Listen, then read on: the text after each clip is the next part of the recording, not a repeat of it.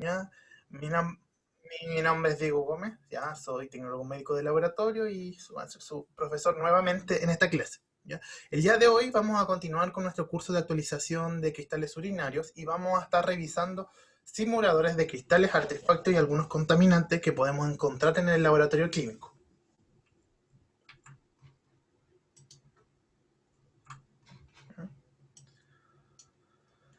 Entonces, la primera pregunta que uno puede hacerse es si estás encontrado con elementos raros en el examen microscópico de orina. Ya esto es como bastante frecuente, de repente encontramos cosas medias extrañas que no sabemos qué son, si informarla o no. No sabemos bien si lo podemos diferenciar de elementos que son patógenos, no sabemos si son patógenos. ¿Ya? O de repente vemos cosas que no sabemos si las tenemos que informar o no. ¿Ya? Entonces la idea es hoy día revisar algunos de estos elementos, pero más que nada enfocado en su relación con la cristaluria. ¿Ya? Hay algunos contaminantes que tienen que ver con otros elementos formes de la orina. ¿Ya? Igual los vamos a estar tocando muy superficialmente, pero la clase de hoy día va a estar relacionada más que nada con elementos formes, ¿ya? O sea, perdón, con contaminantes y simuladores relacionados con cristales.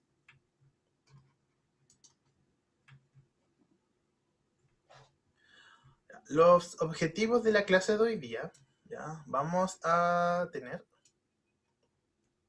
va a ser identificar ciertos elementos pertenecientes o no a las vías urinarias, ¿ya? Evitar confusiones con los elementos formes que poseen relevancia para el paciente y reconocer aquellas estructuras que asemejan a otras estructuras importantes, especialmente cristales en la orina.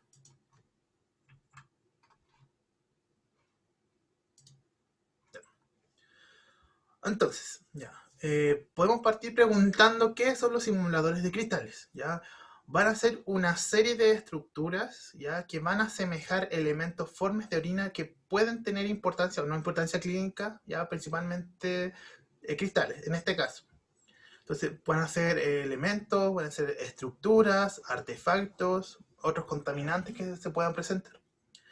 Y la dificultad que tiene es que van a simular de cierta forma o parecer en algún tipo de característica que tengan nuestros cristales, ya sea en la forma, tamaño y color, la disposición que estos tengan o en la composición de nuestros cristales, ¿no? La mayoría de los simuladores y de contaminantes ya carecen de relevancia clínica. Más que nada su importancia tiene en saber diferenciar aquellos que son contaminantes de aquellos cristales verdaderos, ¿ya? Para no estar informando algo que el paciente no tiene. Entonces de ahí es su importancia quizás de estudiarlos y saberlos identificar correctamente para no informarlos en este caso.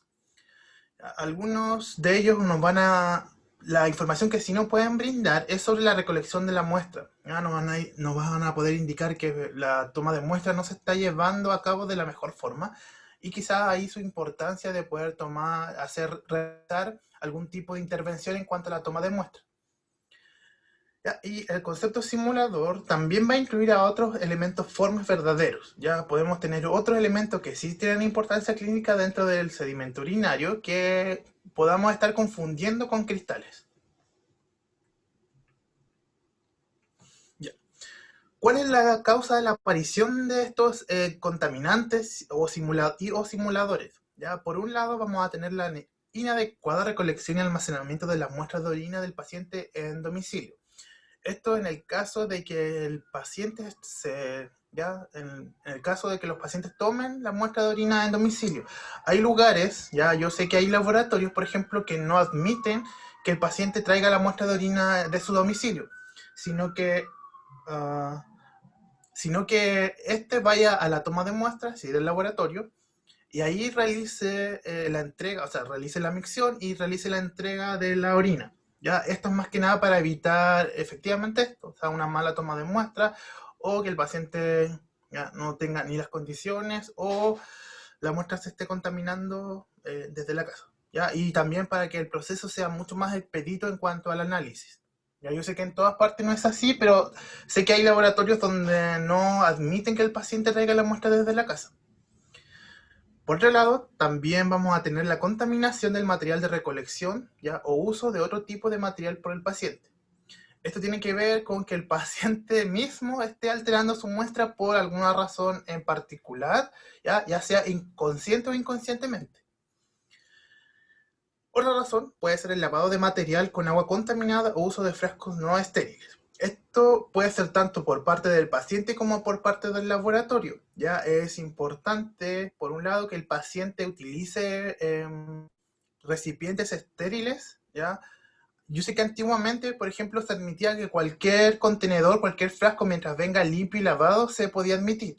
Ya, por lo menos hoy en día en Chile esa costumbre, o sea, práctica, en la gran mayoría de los laboratorios ya no se practica. O sea, las guías internacionales de control de calidad en cuanto a la toma de muestras del sedimento urinario indican que el frasco debe ser estéril. ¿Ya?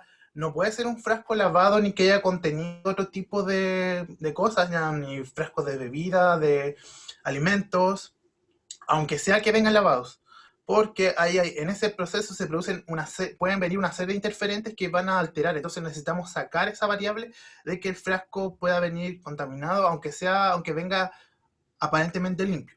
¿Ya? Entonces la idea es que no recibir ningún recipiente que no sea un frasco estéril. ¿Ya? Para eso están los frascos estos de urocultivo que los venden incluso en la farmacia.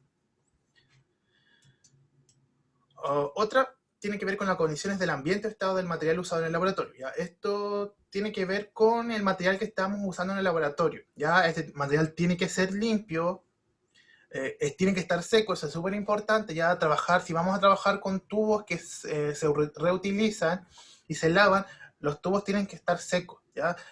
Pasa muchas veces que hay como números limitados de tubos en el laboratorio para trabajar sedimento, en aquellos que reutilizan como tubos, ya se lavan y se vuelven a reutilizar. La idea es tener como una dotación suficiente para que durante el día no estemos como lavando y usando tubos mojados. O si vamos a usar tubos que son lavados, la idea es que, no sé, se laven en la mañana y estén muy, muy secos. Ya no podemos estar trabajando con tubos húmedos ni mojados para sedimento urinario.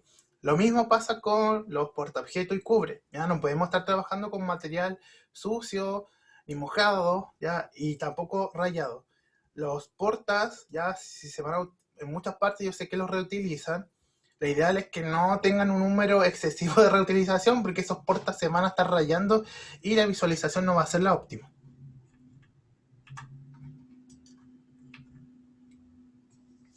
Entonces, ¿cómo vamos a clasificar nuestros simuladores o artefactos? Ya, aquellos inequívocamente identificables, es decir, nos plantean una mayor dificultad porque sabemos qué son. Ya, aquí hay varios ejemplos, ya, por ejemplo, el talco, ya el almidón, es muy fácil de identificar, ya no tiene mayor complejidad, hay varias técnicas para poder complementar. Y también tenemos aquellos artefactos de origen desconocido. Aquí hay que observar con precaución, ya que puede ser algún elemento desconocido que pueda poseer relevancia patológica. Esto pasa de repente con quizá algunos cristales, ya como vimos en la sesión del taller, de repente hay como cristales que no tienen la forma característica y hay que poner ojo en qué puede ser, si efectivamente es un artefacto, ya, un cristal. Entonces ahí las pruebas complementarias van a ser de mucha utilidad cuando veamos cosas con quizás formas medias extrañas o a las que no estamos acostumbrados. Entonces, vamos a estar revisando algunos tipos de artefactos y de simuladores. Vamos a partir con los granos de polen, ¿ya? Y los granos de polen son elementos fecundantes masculinos de las plantas que producen flores. Y su incidencia generalmente es estacional, ya que en primavera es donde más podríamos llegar a encontrar este tipo de simulador. ¿Ya? Y tenemos de muchos tipos. Por lo general los que vemos en orina pueden ser de color pardo o amarillo o rojizo, pero presentan una serie de formas diferentes porque esto va a depender del tipo de planta o flor de donde provengan, o de árboles también. ¿Ya? Aquí tenemos algunos ejemplos de distintos tipos de polen. Ya el de arriba, es como una de las formas más típicas que podemos llegar a encontrar, este color café. Ya, y acá abajo tenemos otros. Este también es como bastante común de ver. Aquí tenemos que tener ojo de no confundirlos quizás con algunos tipos de cristales, ya especialmente aquellos cristales que poseen estos colores, ya pueden quizás confundirse con ácido úrico, ¿ya? Por ejemplo, este de aquí, o urato de amonio, o 2,8 hidroxiadenina, por ejemplo, estos de acá. Un tip muy útil, ¿ya? Y que me ha servido mucho y que yo siempre se los recomiendo a los colegas, que si usted tiene la duda de que es un cristal o es polen, ¿ya? Le agrega una gota de luz al sedimento. ¿Ya? O sea, hace una preparación, ya unos a uno, y le agrega Lugol, entonces el polen, si es materia orgánica, va a absorber el colorante y se van a teñir. ¿Ya? También puede usar tionina al 100%, también va a tener como el mismo efecto. Entonces usted hace su mezcla y si las estructuras se tiñen con el colorante es porque es materia orgánica y no es un cristal.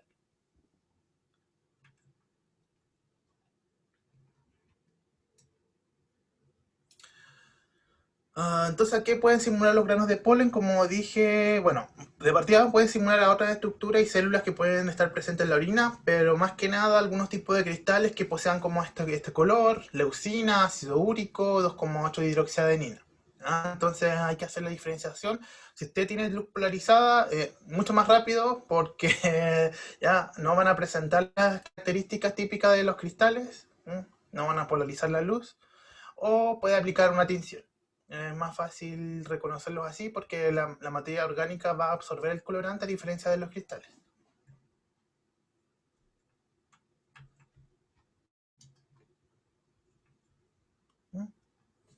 Entonces, ¿cómo reconocer y descartar su presencia? A investigar ahí, si es que usted tiene el dato, por ejemplo, que el paciente viene de una zona rural, probablemente es polen, ¿ya?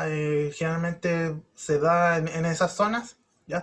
También otra cosa importante es revisar el área donde nosotros estamos procesando el material, ¿ya?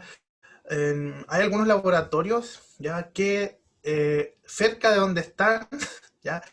Tienen árboles o hay plantas o flores, ¿ya? Entonces, si usted está trabajando con la ventana abierta, especialmente en épocas de primavera, por ejemplo, donde hay viento, es muy probable que su zona se pueda llegar a contaminar con polen. Entonces no es infrecuente que usted tenga varios pacientes que puedan llegar a presentar polen, pero en este caso tendría que ver con una contaminación propia del laboratorio. Entonces ahí hay que ver si usted está trabajando con cerca de plantas o flores, ¿ya? Y si es que está trabajando con ventanas abiertas. Ya esto lo digo a laboratorios que estén como en áreas donde tengan áreas verdes cercanas. Y en el caso de tener luz polarizada, estos no van a polarizar la luz y en el caso de hacer pruebas de solubilidad ya no va a aparecer nada. O sea, no van a solubilizar con ninguna de las pruebas.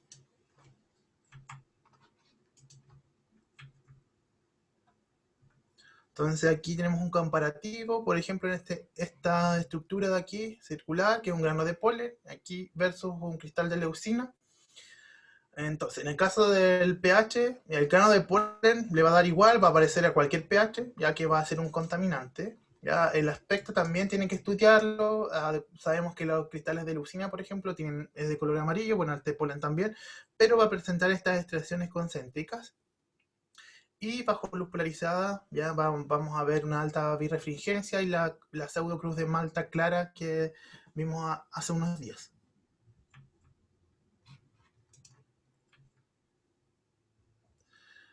Aquí tenemos un comparativo que lo están revisando con otro tipo de células que pueden encontrarse en orina. ¿Ya? No lo vamos a revisar, pero se los voy a dejar ahí por si quieren indagar más en cuanto a otras estructuras formes del sedimento. ¿Ya? Siguiente contaminante que vamos a ver son los cabellos y los pelos que podemos llegar a encontrar. Estos poseen bordes lisos, ya pueden ocupar varios campos microscópicos y poseen una zona interna más oscura que la otra. En el caso de los cabellos es simplemente contaminación, ya sea del paciente o de la persona que está evaluando la muestra. Entonces, lo primero que uno tiene que hacer aquí es realizar una nueva muestra, ¿ya? O sea, una nueva preparación del frasco madre, porque puede ser que la persona que está observando la muestra esté contaminando el sedimento. ¿Ya? Entonces, ¿ya? Pueden simular otras cosas como, por ejemplo, cilindros serios. Ya los cabellos tienden a tener unos bordes mucho más lisos y una zona intermedia más oscura. Y pueden aparecer unidos como a otro tipo de células. ¿Ya?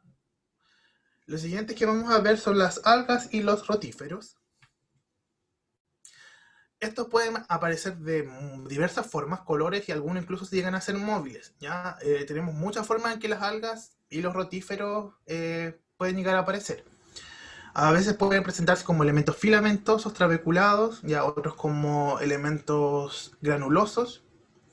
Generalmente aparecen en frascos no estériles, ya en frascos de vidrio o tubos que están no secos, ya, o incluso no lavados, o por contaminación por agua del grifo. ¿Ya? Esta de acá es quizá una de las causas más comunes y tiene que ver con que el paciente lave el frasco. Por alguna razón, ¿ya? Hay pacientes que el frasco estéril lo lavan, no sé por qué, ¿ya? Una es esa. La otra razón puede ser que el paciente, por ejemplo, esté tomando la orina, si es que la toma desde la casa, ya en otro recipiente, que puede ser como un urinario o algo donde esté orinando, y posteriormente trasvasije esa orina hacia el frasco. Ya eso no se tiene que hacer porque puede ser que esa orina haya restos de orina u otros contaminantes ahí y después lo esté traspasando. Otra razón por la que se ha visto que aparecen estas algas o rotíferos, ¿ya? Tiene que ver con que el paciente muchas veces no cumple como con el volumen mínimo de muestras que solicita el laboratorio. Entonces, ¿qué hacen los pacientes para que completen el volumen? Porque de repente, pucha, no sé, un abuelito no puede completar porque, no sé, no pudo hacer orina, entonces para que no le rechacen la muestra, por lo menos uno de los casos que a mí me tocó ver fue que ellos rellenan como con agua de la llave la orina, ¿ya? Entonces, no sé, de repente no hizo, por ejemplo, 5 ml, no pudo hacer más. Entonces, ¿qué es lo que hace? Lleva el frasco y le agrega agua desde la llave. Ahí va a ser súper importante revisar la densidad de la muestra. ¿Ya? Este es un parámetro que muchas veces como que se nos pasa por alto y no lo revisamos bien, pero la densidad es súper importante para revisar varios parámetros, entre ellos, por ejemplo, que la muestra no venga contaminada. Si la densidad es demasiado baja, demasiado baja, ya, bueno, ahí puede uno sospechar que ya tenga algún tipo de enfermedad, o si viene acompañado de elementos contaminantes, uno puede sospechar de que la orina se le agregó agua desde la llave. ¿Ya? Y la otra razón que mencioné tiene que ver con trabajar con material no seco. Ya puede ser en este caso que el tubo en el que realizamos el sedimento no haya estado seco y haya estado con restos de agua, entonces ahí crecieron estas algas o vinieron desde el grifo del agua. ¿Ya? Vamos a tener distintas estructuras. ¿Ya? Algunas veces estas van a simular pseudohifas, ya hay que tener mucho ojo porque de repente he visto que en algunos grupos de Facebook como que suben imágenes de algas y las identifican con pseudohifas. ¿Ya? Así que hay que tener ojo ahí, aunque no sean cristales, pero de paso lo menciono. ¿Ya? Otras estructuras tienen que ver con estos son diatomeas, ¿ya? Un tipo de algas que pueden llegar a ser móviles o no. ¿Ya? Aquí hay que tener ojo, especialmente con estas estructuras, porque quizás pueden parecer algunos cristales de ácido úrico, por ejemplo, o estos de acá cristales por medicamento. ¿Ya? Entonces ahí el mismo principio, en materia viva, aplicar tinción para descartar que no sean cristales o algas. ¿Ya? Aquí tenemos más ejemplos de distintas algas de tipo diatomeas. Y en este caso tenemos rotíferos. Ya los rotíferos generalmente van a presentar movimiento. Algunas veces cuando están como muy compactos estos rotíferos pueden llegar a confundirse con quizás algún tipo de cristal, pero la diferencia es que la gran mayoría va a presentar movimiento, así que no son tan difíciles de confundir con otros elementos formes de la orina. ¿Ya? Pero igual los muestro que existen, probablemente más de alguno ya haya visto estos. ¿Ya? Como dije, van a venir acompañados atrás de bastante contaminación entre bacterias, algún tipo de detritus, otro tipo de algas. Y estas algas van a estar simulando distintos tipos de estructuras, ya sea cristales, ya algún tipo de células, pseudohifas, entre otros. Entonces ustedes ahí lo que tienen que poner atención es al movimiento de estas estructuras, teñir las estructuras si es que tiene dudas, polarizar también si es que tiene dudas, ¿ya? Observar el movimiento interior que puedan llegar a tener algunos de estos organismos Y ahí sí usted descarta de que efectivamente es un contaminante, un alga o un rotífero. ¿Ya? Lo mismo pasa con los protozoos. Ya hay algunos protozoos que podemos llegar a encontrar en la orina, bueno, aparte de tricomonas. Hay casos, por ejemplo, de Balantidium coli que han llegado a aparecer en orina. Entonces, cuando no, estos Balantidium no se mueven o de repente como no tienen... eh, no estamos acostumbrados a ver cómo estas estructuras quizás en orinas como que nos puede llegar a sorprender, ¿ya? Huevos, por ejemplo, de otros parásitos también podemos encontrar, entonces ahí hay que poner harto ojo, ¿ya? Recordar su clase de parasitología para poder diferenciar bien estas estructuras de otras. Y en general tiene que ver con contaminación más que nada. Ya los casos de protozoos intestinales que puedan llegar a aparecer en orina existen, ya también se los dejo ahí. Generalmente aparecen por fístulas vésico-intestinales, ya donde se juntan como el intestino con la vejiga, entonces pueden llegar a aparecer estos organismos mm, en el sedimento por sí y no como contaminación, ya para que sepa que sí puede llegar a pasar. Son raros, pero existen. Entonces ahí tenemos, por ejemplo, algunos casos de Balantidium coli que se han encontrado en sedimento urinario y nos sacan un poco del lugar encontrar este microorganismo ahí. Lo siguiente son las fibras. ¿Ya? Vamos a tener distintos tipos de fibras, ya sean sintéticas o vegetales, principalmente provenientes de la ropa. Es contaminación pura del paciente, básicamente. Ya son de diámetro variable y en general no tienen mayor dificultad para su identificación. También usted puede teñir las fibras, van a absorber, en este caso, el colorante. Ya, entonces aquí tenemos algunos distintos ejemplos de fibras que podemos llegar a encontrar en sedimento urinario. Ya, y también podemos llegar a encontrar fibras sintéticas. Ya, lo- una de las características de la fibra sintética es que presentan color en orina. Como son fibras de colores, por ejemplo, de algodón o de ropa, provenientes de la ropa, es como una de sus características que lo podemos ver así de muchos colores. Ahí tenemos algunos tipos de fibras. Y como dije, otro tipo de fibras son las fibras vegetales que también podemos llegar a encontrar. ¿Ya? Y vamos a observar distintos tipos de formas. ¿Ya? Unas son estas como trabeculadas. ¿Ya? Aquí tenemos más fibras. Generalmente las fibras vegetales por contaminación fecal es la principal razón por la que se encuentran. ¿Ya? Mala toma de muestra, se contamina con un poco de ese o de la zona de donde se toma, arrastra estas fibras y es contaminación. Ya, para evitar este tipo de estructuras es súper importante una buena toma de muestra, ya un buen aseo previo y dar buenas instrucciones a los pacientes para evitar que estas estructuras lleguen a aparecer. Ya, quizás esta es una de las más comunes que podemos llegar a encontrar en laboratorio, que son los gránulos de almidón. Principalmente es un contaminante, ya ahí es como el más común que encontramos, y proviene de dos partes. Una es por contaminación propia del paciente, es decir, que el paciente se esté aplicando talco al momento de tomarse la muestra, no haya un buen aseo previo a la toma de muestra, entonces van a llegar a aparecer estos elementos allí. La otra razón, quizá un poco menos frecuente, pero también hay que tenerla en consideración, es el polvo de los guantes. ¿Ya? En aquellos laboratorios donde se usan guantes que tengan polvo, o sea, talco de almidón, pueden llegar a contaminar el sedimento. Ya, si uno de repente ve este talco, este polvo de talco, tiende a manchar bastante. Entonces es muy fácil de que uno se saque los guantes y el talco vuele y pueda llegar al tubo de sedimento. Entonces ahí lo importante es que si usted ve esto y descartar esa variable, o sea, volver a realizar el sedimento desde el tubo primario para descartar que no sea contaminación propia del laboratorio.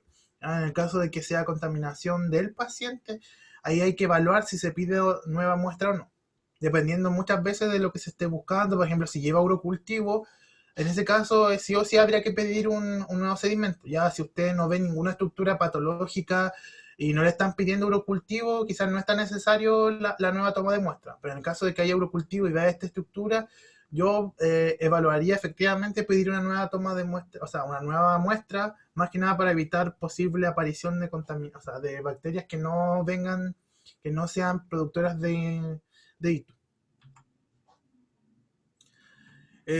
¿Cuál es la forma de los granos de almidón? Ya, generalmente se presentan como poliedros irregulares, bastante birrefringentes, no tienen una forma así definida, son como pequeñas como rocas, así lo podríamos llegar a ver, y presentan una depresión en la zona central, ya como si estuviesen rotos ahí. Eso es como muy característico de este tipo de almidón. Ya son bastante poligonales, como dije, formas poliédricas. Y acá tienen esta zona, esta depresión intermedia que a veces se forma como una especie de Y o Y. Forma fácil de identificar estos, luz polarizada, van a presentar una cruz de Malta bastante irregular, ¿ya? No es como la de las gotas de grasa, ¿ya? O de la 2,8 dihidroxiadenina, que es bastante regular, sino que cada una de las partes de la cruz, ¿ya? Se va a ver bastante irregular. Alta birrefringencia, ¿ya? Aquí tenemos el comparativo. Acá, por ejemplo, tenemos las gotas de grasa versus los granos de almidón. ¿Ya? Mira, si te fijan aquí, tenemos esta cruz bastante regular, ¿ya? Versus esta, que es muy irregular. Ya distintos tamaños. Aquí tenemos más ejemplos de talco, ¿ya? Este tipo de talco proviene del almidón de maíz, ¿ya? El talco en verdad es un polvo que se utiliza básicamente para disminuir la humedad. Ya hay bastantes tipos de talco. El almidón de maíz como es uno de los más utilizados, pero hay otros tipos también. Ya, por ejemplo, tenemos este en forma de mejillón que se encontró en los pañales de los bebés. Entonces, aquí, por ejemplo, ya encontraron este tipo de almidón que parece como una especie de mejillón o chorito. Y aquí tenemos más ejemplos. Y generalmente este tipo se encuentra en los pañales, ¿no? En este tipo de pañales se ha podido como encontrar este tipo de talco. ¿Ya? Aquí tenemos más ejemplos de talco. Aquí tenemos estas formas irregulares. Este de acá, ¿ya? Pertenece al talco que es hecho de sulfato de zinc, ¿ya? Que es otro tipo de talco, que en este caso no se usan almidones, sino que es un elemento una sustancia química que es el sulfato de zinc, que también tiene las mismas propiedades de poder absorber humedad. A diferencia de los otros, ya lo vamos a ver como partículas más amorfas, también van a ser sumamente birrefringentes, pero no van a tener un tamaño típico a diferencia de los otros, sino que aquí abajo se ve mucho mejor, ¿ya? Vamos a ver estructuras irregulares, sumamente birrefringentes. Siguiente elemento que podemos llegar a encontrar en orina como contaminante es el esmegma, ¿ya? Que es básicamente contaminación, ¿ya? Va a ser en este caso restos celulares, ¿ya? Del glande del pene, y obviamente se va a dar el sexo masculino, ¿ya? Y lo vamos a llegar a ver como pequeños gránulos, ¿ya? En la orina. Básicamente es una mala toma de muestra en este caso, no hay una limpieza adecuada cuando se toma la muestra, y vamos a estar viendo partículas amorfas ahí, restos como detritus, por decirlo así, acompañados de bacterias. La forma más fácil de poder identificar esto es a través de una tinción. Ya vamos a estar viendo como bacteria acumulada con restos celulares que no tienen una forma definida, en conjunto que pueden aparecer otro tipo de células destruidas. Como dije, básicamente este caso va a ser contaminación por una mala toma de muestra. Ya hay que diferenciar ahí quizás que no sean cristales de fosfato amorfo, por ejemplo, o urato amorfo. ¿Ya? Entonces ahí la luz polarizada le va a servir bastante.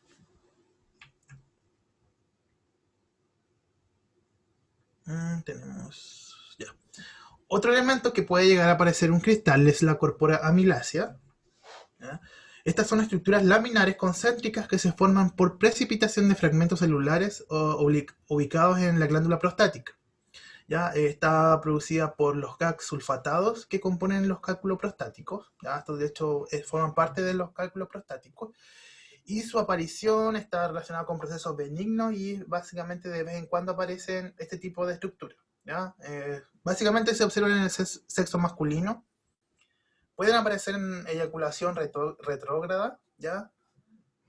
Pero no son específicos de ahí, así que de vez en cuando pueden llegar a aparecer. Ya aquí tenemos estas que son como estructuras concéntricas, ya bastante llamativas. Pueden llegar a aparecer algunos cristales, ¿ya? Pero en verdad son bastante característicos. Y podemos verlos con otros tipos de estructuras presentes provenientes desde la próstata, ¿ya? Espermios, por ejemplo, o proteína seminal coagulada, ¿ya? Que son estas estructuras de acá, esta de arriba, perdón, acá.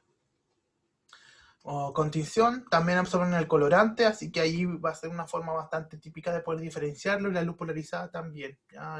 Se van a diferenciar de los otros tipos de cristales.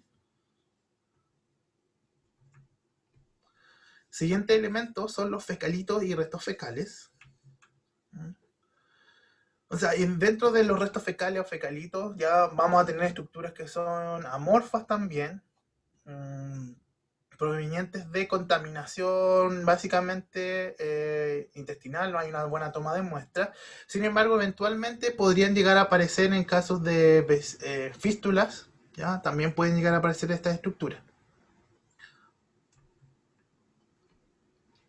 Una estructura bastante importante que uno puede llegar a encontrar son el resto de fibras musculares no digeridas, ¿ya? Que son las de acá.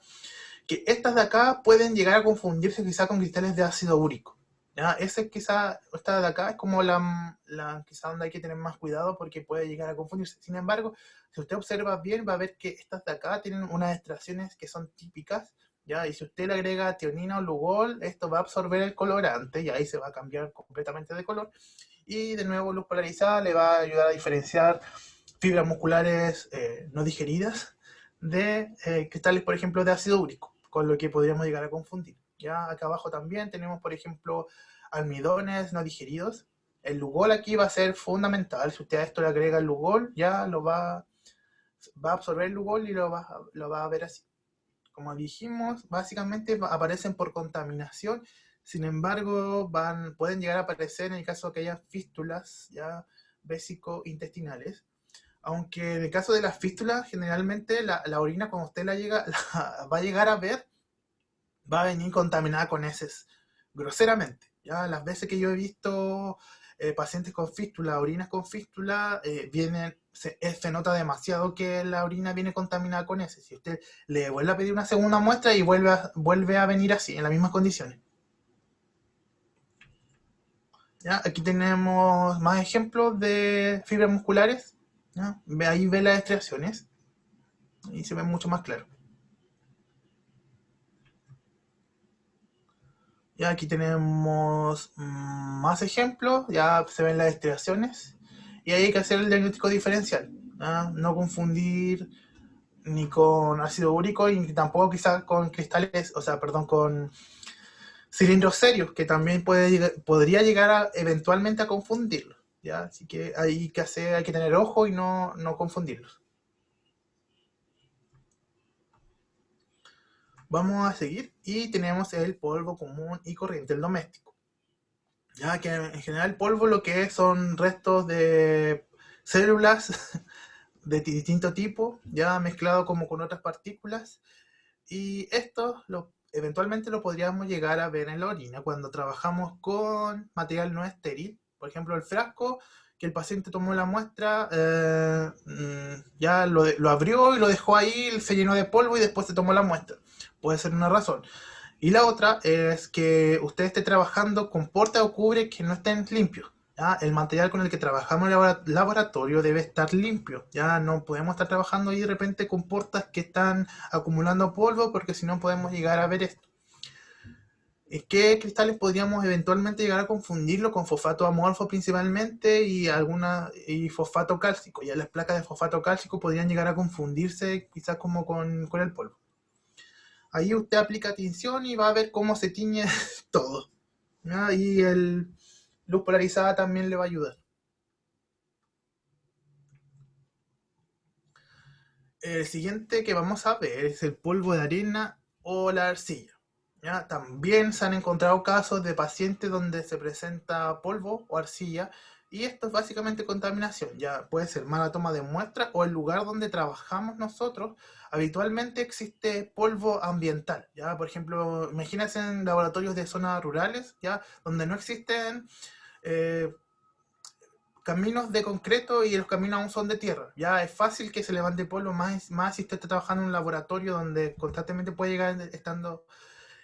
estar entrando polvo de tipo de arena, ¿ya? Y la otra razón, en el caso del polvo de arena, puede ser que el paciente haya ido a la playa, esto está documentado, ya que el paciente pueda haber ido a la playa y no haya una buena higiene. Entonces después se toma la muestra y obviamente va a depositar, van a quedar restos de arena y que usted lo va a poder llegar a ver. Ya de ahí que la toma de muestra tiene que ser lo más limpia posible, el aseo previo es muy importante para que después en la parte analítica ya no aparezcan estas cosas y de repente uno no sepa qué puede llegar a ser, pero sí se ha visto.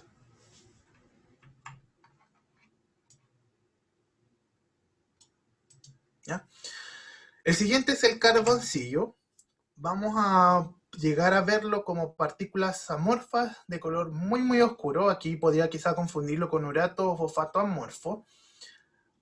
Está documentado que hay como dos casos documentados donde se vio carboncillo en la orina y básicamente han sido pacientes que pertenecían al área de psiquiatría. Ya esto tiene que ver con manipular las muestras propias a beneficio del paciente. Ya esto tiene que ver con pacientes psiquiátricos principalmente, donde ellos de forma consciente contaminaron la muestra, ya, por alguna razón, para que apareciera este elemento ahí. Ya ahí se hicieron las averiguaciones correspondientes y se determinó que había sido el paciente quien contaminó su propia orina con estos elementos. ¿Ya? Esto de alterar las muestras, aunque no lo crean, es bastante común y pasa en muchas áreas. Por ejemplo, en parasitología también pasa de forma muy frecuente de que los pacientes, por ejemplo, alteran o llevan, no sé, por ejemplo, gusanos u otro tipo de elementos al laboratorio, ¿ya? Y que de repente uno queda desconcertado de qué cosas pueden ser. Lo mismo, por ejemplo, con cálculos renales, muchas veces incluso han llevado restos de yeso o piedra al laboratorio para poder identificar y uno queda así como, what the fuck, ¿qué es esto? ¿Ya? Entonces, cuando ustedes vean cosas extrañas ya en la orina, uno no debe descartar de que la muestra pueda haber sido manipulada por algún fin, ya sea fin económico o algún tipo de enfermedad psiquiátrica. Entonces, ya, y lo mismo pasa con la ceniza de cigarro. También se ha visto esto, ya, en algunos pacientes que han contaminado su orina con ceniza de cigarro con algún tipo de fin. ¿Ya? Pacientes también provenientes de psiquiatría que contaminaron su muestra y se vio ceniza de cigarro en la orina. En este caso, la luz polarizada les va a ayudar, lo mismo que la tinción. ¿Ya? Y en las pruebas de solubilidad, obviamente, estas cosas no van a desaparecer, van a seguir apareciendo. ¿Ya? Otro elemento va a ser la caspa, ya que pertenecen a células descamativas principalmente. Y la contaminación puede ser por parte del paciente o por parte de la persona que está analizando. O sea, si la persona que está analizando el laboratorio sufre de caspa, ya, y constantemente está eliminando caspa, no es raro de que pueda llegar a contaminar las muestras del paciente, especialmente de forma seguida.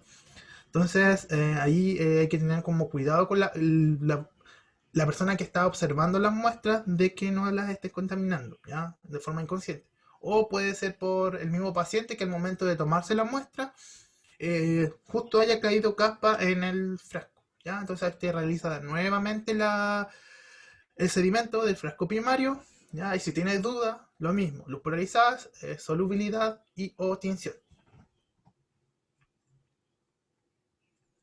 Otra estructura que pueda llegar a aparecer de forma frecuente son las partículas de vidrio. Estas tienen un contorno bastante visible, ya, y los bordes son como bien afilados. Son bastante birefringentes y las formas son variadas. Piense como en un pedazo de vidrio cortado, pero ahora a nivel microscópico. Estos provienen cuando nosotros trabajamos con tubos de vidrio, ya, y porta o cubre, que son de vidrio generalmente. ¿Ya? Entonces, en el momento de la centrifugación no es raro que partículas de vidrio del tubo se desprendan y puedan llegar a la orina. Entonces, ahí lo que uno puede hacer es realizar nuevamente el sedimento, ya si es que es necesario, o usar un nuevo cubre o porta, ¿ya? O simplemente identificar lo que son partículas de vidrio y saber que se desprendieron de ahí, ¿ya? No tienen significado clínico, básicamente provienen al momento de realizar el análisis del sedimento. Ahí te tienen que diferenciarlo quizás con otro tipo de cristales, ya, para no informarlo. Entonces aquí tenemos algunos ejemplos de restos de vidrio que podemos encontrar en orina, son bastante birrefringentes, ¿ya? Y no hay que confundirlos con otros cristales.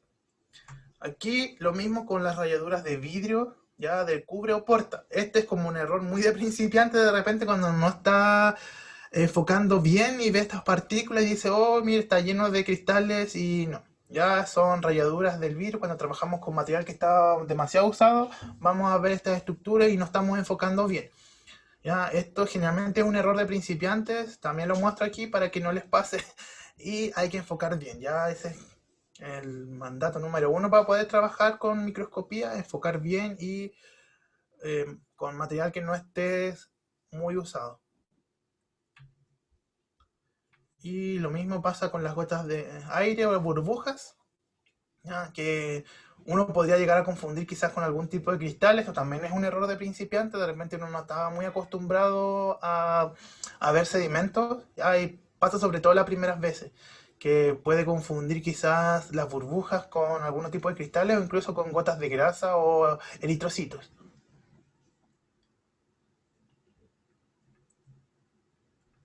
¿Ya? Otro contaminante que podemos llegar a encontrar son los hongos ambientales. ¿Ya? Hay distintos tipos, tenemos por ejemplo las alternarias, cladosporium que podríamos llegar a presentar y pueden confundirse quizás con algunos tipos de cristales esféricos, ya quizás algún ácido úrico si no estamos acostumbrados como a la forma de estos cristales. Ay, mira, aquí de hecho hay un oxalato de calcio, atracito, ¿ya?